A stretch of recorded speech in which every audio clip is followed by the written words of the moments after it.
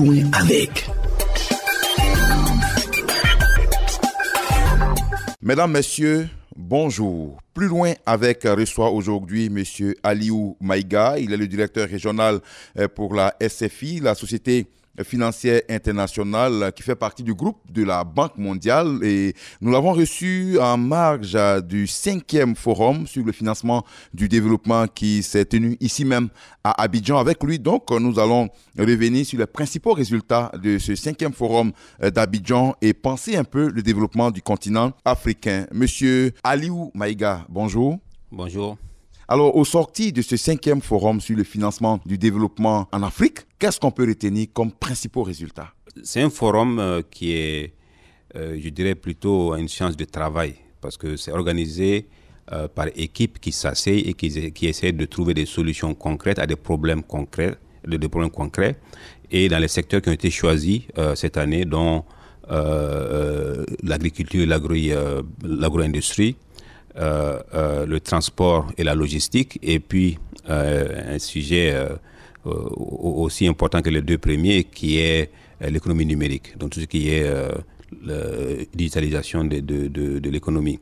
Et donc chaque équipe a produit des recommandations et des plans d'action qu'on va résumer et puis partager avec tout le monde. Pour cette édition, ce qu'on va faire aussi, c'est de mettre en place un comité qui va suivre un peu les progrès sur les plans d'action sortis de ce forum. Prenons d'abord le domaine de l'agro-industrie. On le sait, l'Afrique produit. Certains pays comme la Côte d'Ivoire, leader mondial du cacao, leader mondial de la noix de cajou, mais cela reste encore que de la matière première.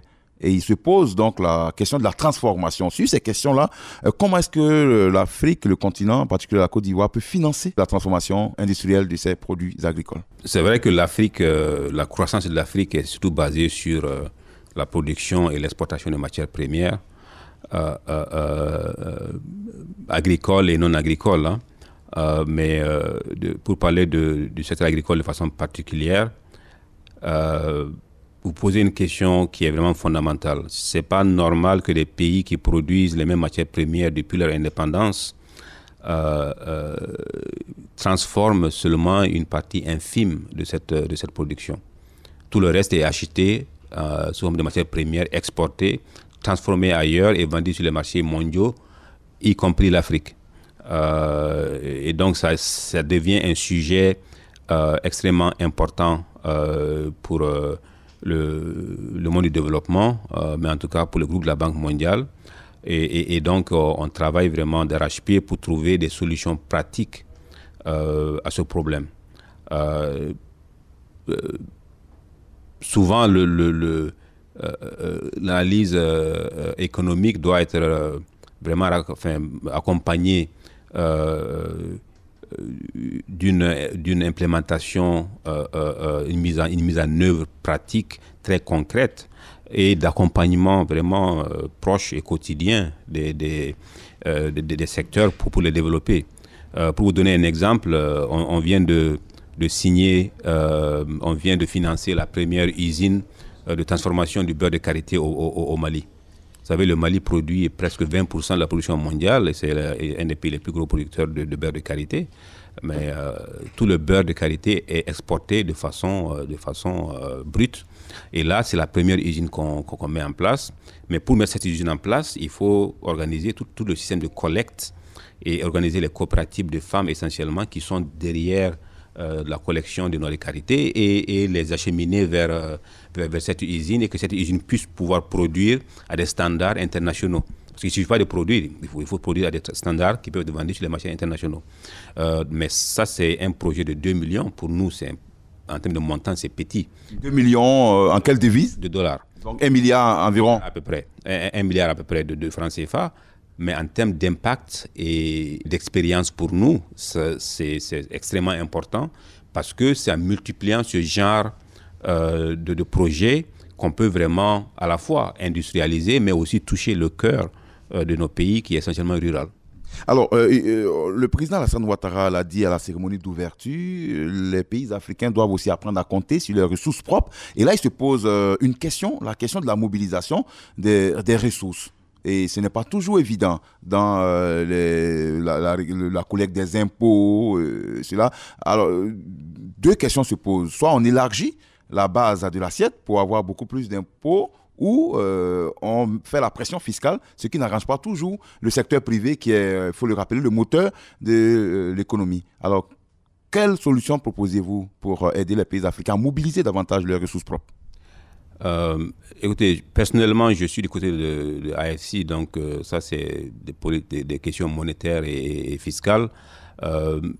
Mais je pense que vous l'avez dans votre question, il y a un peu la réponse. Il faut trouver l'équilibre entre surimposer les quelques groupes qui payent aujourd'hui et trouver la solution pour élargir à plus de contributeurs au niveau de l'impôt.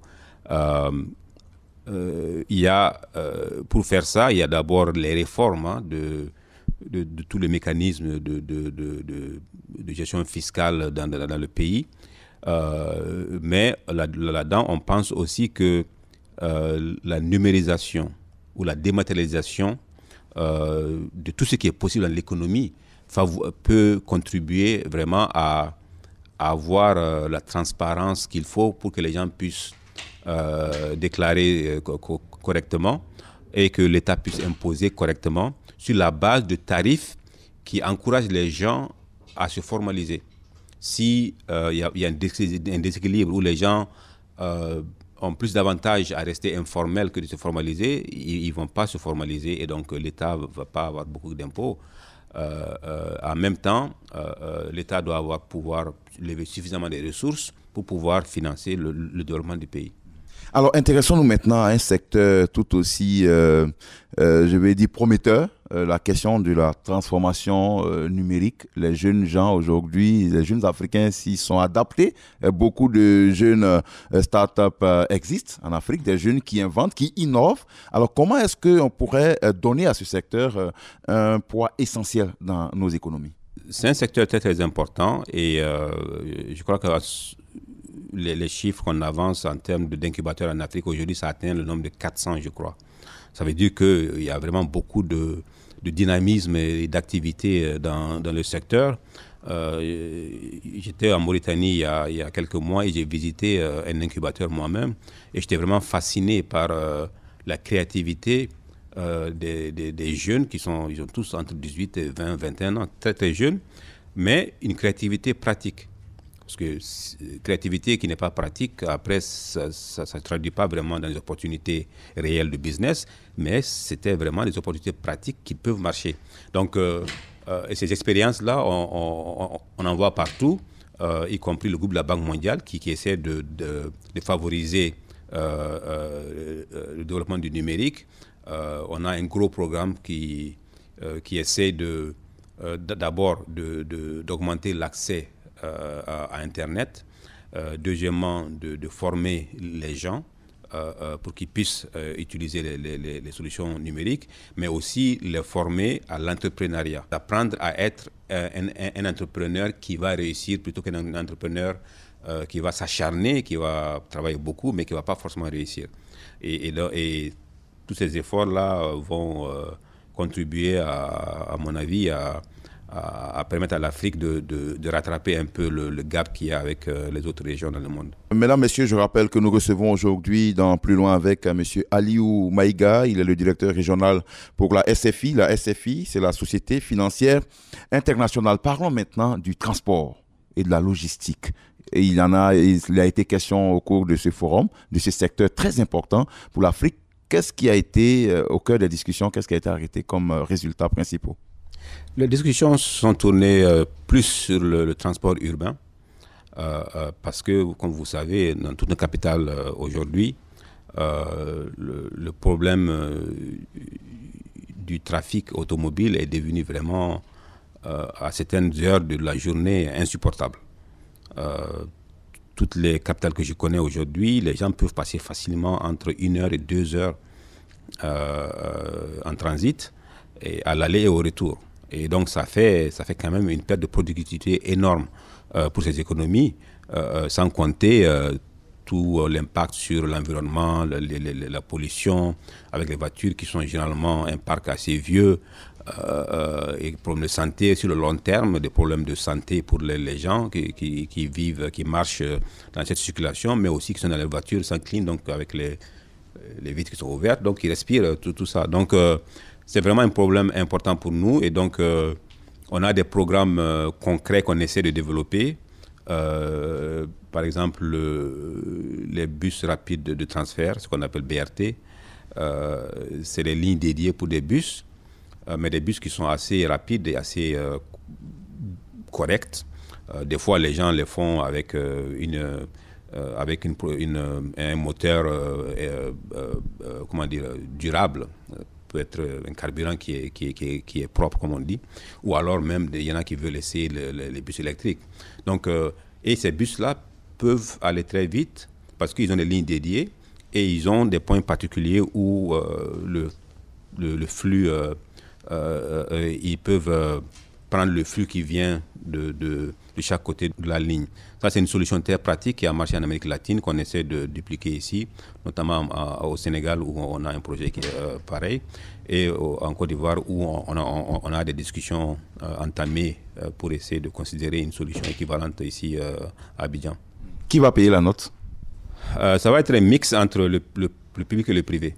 Parce que la partie infrastructure, c'est vraiment de la route, donc c'est plutôt public jusqu'à aujourd'hui, même s'il y a des évolutions, parce que les routes, de façon générale, dans les villes, c'est public.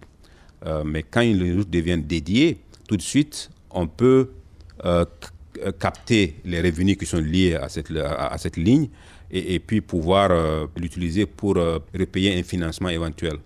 Donc, les premières solutions qu'on a faites, c'était vraiment le public investi dans l'infrastructure physique, ce qui est la route elle-même, la ligne elle-même, et le privé amène le matériel roulant et puis gère les opérations de façon commerciale et efficace. Mais de plus en plus, on commence à avoir des gens qui ont de l'intérêt, des investisseurs privés qui commencent à manifester de l'intérêt pour financer également la ligne elle-même. Pas entièrement, mais en PPP avec le gouvernement. Donc, au fil du temps, on va augmenter le mix du privé dans l'infrastructure routière elle-même. Voilà, donc le financement du développement, c'est bien sûr ce qui vous réunit ici à Abidjan. Les pays africains, certes, ont le regard tourné vers leur développement, mais en même temps avec le frein en main, quand ils doivent consacrer 30% de leur budget à la lutte contre le terrorisme, c'est un gap difficile à rattraper. Oui, effectivement, et c'est pour ça qu'il y a beaucoup d'efforts qui sont faits à la fois en Afrique ici et puis en Europe pour essayer de contenir la détérioration de la situation sécuritaire dans le Sahel, notamment au Mali et puis au Burkina. Vous avez vu que le président a annoncé la manifestation de volonté que la CEDEAO a montrée en lançant cette initiative de $1 milliard pour pouvoir lutter contre le terrorisme au Sahel, dont 500 millions de dollars seront, je crois, apportés par l'UEMOA, d'après ce que j'ai compris, et le reste viendra d'autres pays. En même temps, il y a aussi l'initiative G5 Sahel, et puis l'Alliance du Sahel. Toutes ces initiatives-là sont vraiment créées pour à la fois, sur un plan politique et militaire, essayer de contenir la situation, mais sur un plan privé, d'essayer de créer des opportunités qui vont empêcher aux jeunes d'être tentés par le djihadisme ou le terrorisme. Parce qu'en réalité, c'est comme un boulot. Moi, je suis du nord du Mali. Quand un jeune qui n'a pas vu 1000 francs CFA pendant un mois et que quelqu'un se présente et lui donne $200, le choix est très vite fait. Nous allons terminer. Je rappelle, M. Aliou Maïga, vous êtes le directeur régional de la SFI, la Société financière internationale. Le vice-président de la Banque mondiale l'a annoncé à l'ouverture de ce forum d'Abidjan. 45 milliards de dollars ont été donc consacrés aux pays africains. Ça fait autour de 22,5 000 milliards de francs CFA. Alors pour la nouvelle donne, quand sera-t-il? Je ne pourrais pas vous donner les chiffres en ce moment. Je sais qu'il y a beaucoup d'efforts pour lever plus de ressources. Mais les chiffres ne pourront être annoncés que lorsque le processus sera à son terme et qu'on aura plus de visibilité par rapport à l'engagement de tous les participants à cette table ronde. En tout cas, merci beaucoup, M. Aliou Maïga. Ça a été un plaisir, doublé d'un honneur pour nous de vous avoir. Vous êtes le directeur régional, je rappelle, de la SFI, la Société financière internationale. Vous êtes notre invité pour notre magazine. Plus loin avec sur Radio Côte d'Ivoire. Merci beaucoup. Merci à vous, monsieur. Merci beaucoup.